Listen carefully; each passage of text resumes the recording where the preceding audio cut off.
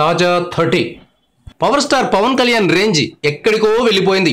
ఆయన స్టామినా ఏంటో కాటమరాయుడు నిరూపించింది. ఈ సినిమాకు 30 కోట్ల పెట్టుబడి పెడితే 100 కోట్ల రూపాయల దాకా వసూలు చేసే దిశగా దూసుకెళ్తోంది.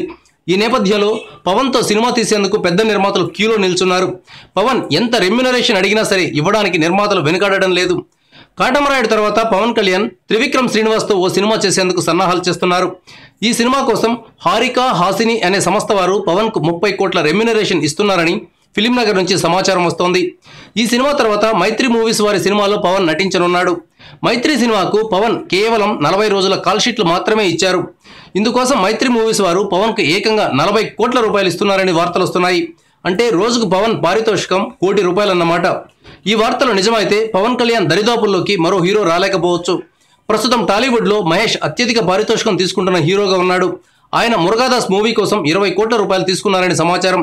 ఇప్పుడు పవన్ 30 కోట్ల రూపాయలు 40 కోట్ల రూపాయలు పారితోషికం తీసుకుంటున్నారని వార్తలు వస్తున్నాయి. అంటే మహేష్ కంటే 50% 100% ఎక్కువ రెమ్యునరేషన్ పవన్ తీసుకుంటున్నాడు.